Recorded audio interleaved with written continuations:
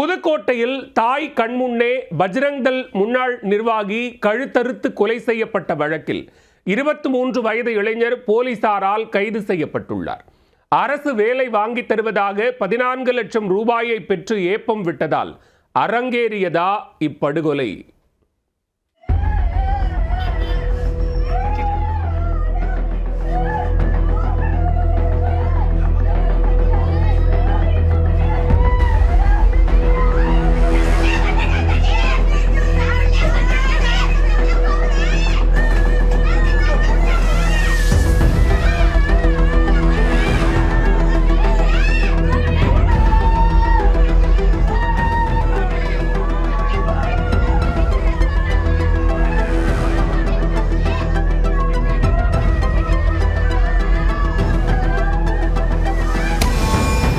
பஜ்ரங் தள் முன்னாள் நிர்வாகியை வீடு புகுந்து கழுத்தறுத்து கொன்ற இளைஞர் போலீசில் சிக்கியிருக்கிறார்.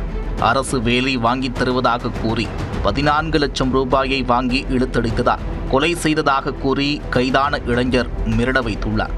புதுக்கோட்டையை அலறவிட்ட படுகொலை வழக்கில் உண்டான திருப்பம் என்ன? புதுக்கோட்டை ரயில் நிலைய பின்புற ஏரியாவில் வசித்து வந்தவர் மோகன்ராஜ். பஜ்ரங் தள் அமைப்பின் முன்னாள் கோட்ட பொறுப்பாளரான இவருக்கு மனைவியும் 3 குழந்தைகளும் இருக்கும் நிலையில் சம்பவத்தன்று தனது தாயாருடன் வீட்டில் தனியாக இருந்துள்ளார். அப்போது அங்கு வந்த அடையாளம் தெரியாத நபர் ஒருவர் மோகன்ராஜை சந்தித்துள்ளார். இருவரும் வீட்டிற்குள் அமர்ந்து பேசிக் கொண்டிருந்த போது மர்ம நபர் தனது பேக்கில் மறைத்து வைத்திருந்த கத்தியை எடுத்து மோகனின் கழுத்தை அறுத்து துடிதுடிக்க கொலை செய்துவிட்டு அங்கிருந்து தப்பி ஓடினார். கண் எதிரே மகனின் கழுத்தை அறுத்து வெறிச்செயலில் ஈடுபட்டதைக் கண்டு மோகனின் தாயார் கத்தி கூச்சலிட சத்தம் கேட்டு ஓடிவந்த அக்கம் பக்கத்தினர் போலீசாருக்கு தகவல் கொடுத்து வரவழைத்தனர். சம்பவ இடத்தை பாதுகாப்பு வளையத்திற்குள் கொண்டு வந்த திருகோக்கர்ணம் காவல்துறையினர் மோகன்ராஜின் சடலத்தை கைப்பற்றி உடற்கூறாய்விற்காக அனுப்பி வைத்து விசாரணையை தொடங்கினர்.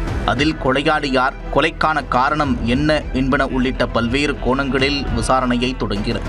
மகனை சந்திக்க வந்த கொலையாளி அரை மணி நேரத்திற்கும் மேலாக அவருடன் பேசிக் கொண்டிருந்ததாகவும் அப்பொழுது இருவருக்கும் வாக்குவாதம் ஏற்பட்டு அங்கு கொடூரம் அரங்கேறியதாக மோகனின் தாயார் கண்ணீர் விட்டு கதறியுள்ளார். இதனையடுத்து தனிப்படை அமைத்த திருகோக்கர்ணம் போலீசார் குற்றவாளியை தேடிய நிலையில் கரூர் மாவட்டம் குளித்தலையைச் சேர்ந்த விஸ்வா என்பவரை மோகனை கொலை செய்திருப்பது கண்டுபிடிக்கப்பட்டு உடனே அவரை கைது செய்தனர்.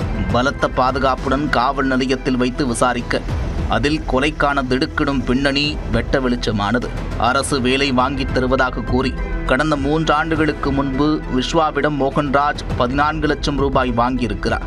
ஆனால் அரசு வேலை வாங்கி தராமல் இழுத்தடித்ததாக கூறப்படுகிறது. பிறகு 10 லட்சம் ரூபாய் பணத்தை திருப்பி தந்த நிலையில் மீதமுள்ள 4 லட்சம் ரூபாயை கொடுக்காமல் அலையவிட்டதால் மோகனை திட்டமிட்டு கொலை செய்ததாக விஸ்வா வாக்குமூலம் அளித்திருக்கிறார். இதனையடுத்து விஸ்வாவை கைது செய்த போலீசார் அவரை நீதிமன்றத்தில் ஆஜர்படுத்தி சிறையில் அடைத்தனர்.